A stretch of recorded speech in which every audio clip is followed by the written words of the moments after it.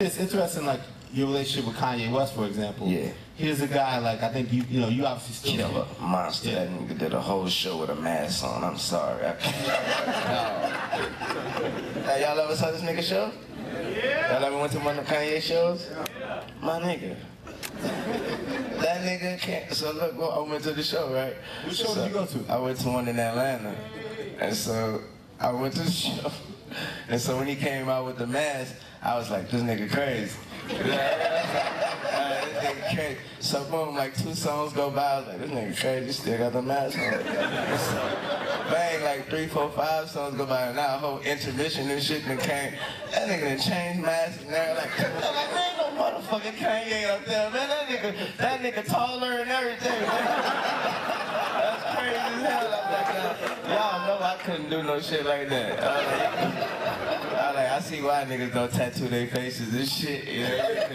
If you tattoo your face, then you can't go out there with no mask and everything, nigga. That nigga ain't got no tattoos, you know what I mean? So I was like, damn, I wish I could do some shit like just go out there with the mask on for like, that nigga had that bitch on for, if the show was 2 hours, he had that bitch on for 1:57, an hour and 57 minutes. He revealed himself when Jesus came out. Yeah.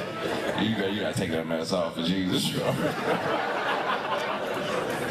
know, I said, oh, I respect that he took the mask off for Jesus. He said, you know, like Jesus. And then I think he left it off. He left it off after that, but he killed. I was like, this nigga just killed. Because I found myself out of breath in that bitch. Now, you know, that's a show. You know, when you got to feel your armpits and shit, you got to sit down. Like, let me sit my hands down for a minute, man. Shit, but I can fuck around and you need a new shirt. You know, I take my shirt off fast. Yeah. You know. So yeah, but yeah, killed it. But I'm sorry. What you was asking me about? I don't even remember. You was saying about the relationship or something. Pause. No, Yeezus to me, like kind of like when you did Rebirth, you kind of went left with it, and some people got it, some people didn't. Like, so did you rock with Yeezus as the album? No, of course. It went go. Drop the ball. What did you think of Yeezus? Did you rock with the album? Man, I rock with anything he does. That man's a genius. I'm a musician, so I get it differently. It's a difference between hearing and listening. I listen to all music. You know what I mean? I'm not gonna explain the difference, but there's a difference between hearing and listening. You know, people hear music and like what they hear. Yeah. People listen to music and it's totally different. Yeah. I got to watch Kanye make some of the last record, not the Dark Twisted Fantasy record. Yeah, the Twisted Fantasy record, man, and you know he lived it. Yeah, he was living it, man. Like when you say he lived it, like was he literally in the studio like a mad scientist every single day? Yeah, my man was in the studio kind of every day. But the studio, first of all, I hope he doesn't, Kanye get mad at you and you get dissed on a record. But I was just impressed. Like, first of all, everybody in the studio had suits on. Everybody. You're kidding me. I'm serious. Was that like a prereq? Yo, I thought he had like flown in a bunch of guys from like Europe or something, but like all the engineers and everybody was in like black suits and white shirts and black tie. Like he set up a mood. Right. Yeah. That when you walked in there, you felt this mood. When you went in, especially like when you went in Electric Ladyland, you felt like that's interesting. It was he set a mood, man, and and you knew he was gonna be there. It was I stopped in there a few nights. Yeah. And we did what did we do? We did the Blame Game. We did the Blame Game. Yeah. Wow, that's interesting. But he, when you talk to him, he's living it. He's immersed in it. He's immersed in it. And when he does the fashion, he's immersed in it. Yeah. Like you can do a bunch of things, but like I always say, do one thing at a time. You know what I mean? So when you like how there's a difference between doing stand up and doing when I do stand up, I'm just doing stand up. Okay. It's not like I'm fitting it in. I'm doing a movie and I run and do Atlantic City. No, when I do stand up, that is my life for 2-3 years. And then I go and do other things. You do a movie now. And then it wasn't until years later, like years later, your boy, our boy. Yeah. I'm throwing a party. I do these parties called On My Balcony. You've been there, where everybody comes to the party, mostly musically inclined. And I wanted to be a music, so I put a studio in my house.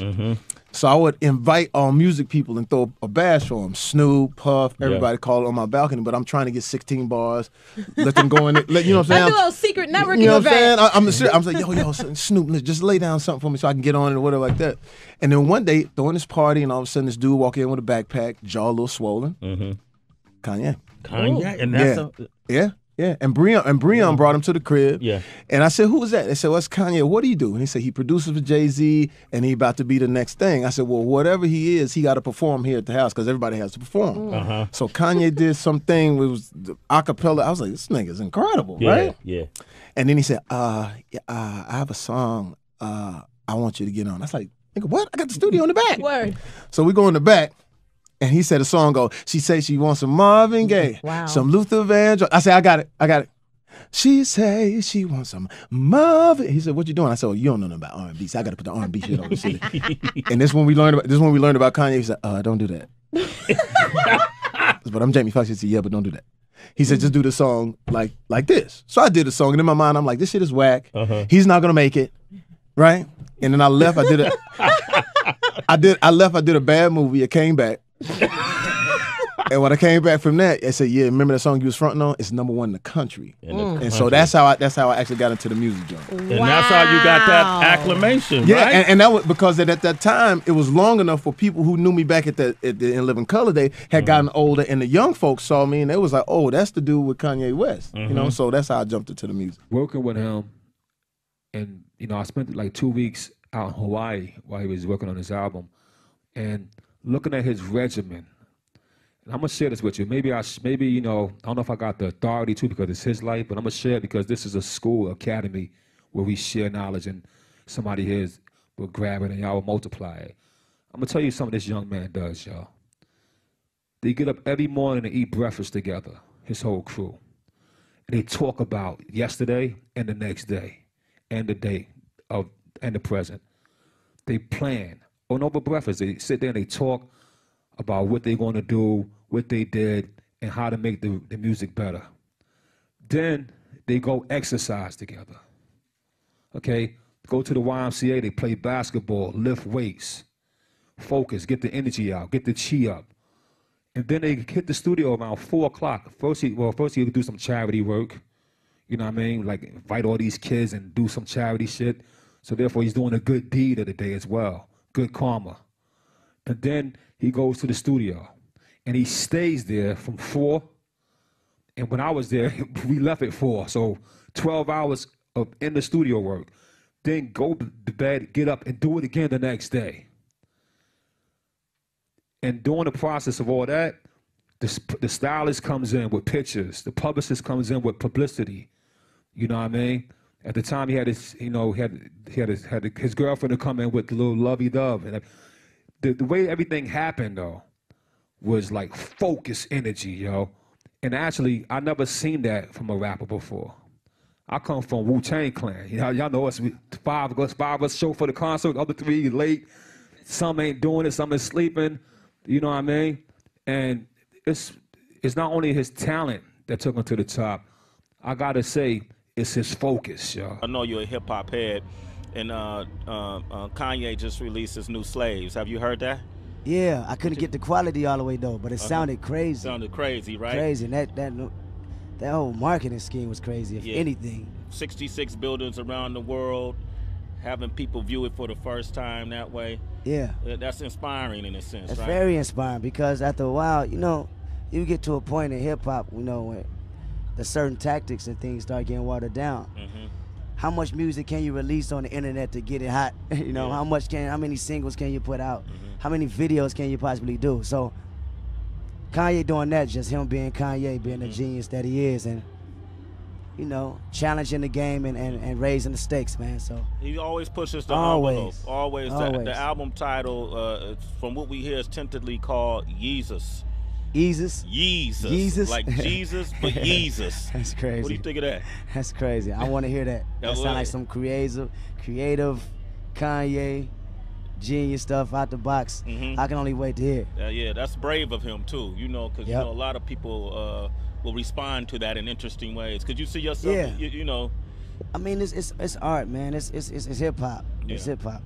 So I know the critics probably they already weighing down on it. You know, well, you know how they do, the man. people. Yeah, people gonna Come say on, what man. they say. This is hip hop, man, and that whatever way is his way of being creative and getting his message across through that album. That's the culture. Period. You know, so I can't wait to hear it. It's called I can't wait to Yeezus. hear it either, man. Yeezus.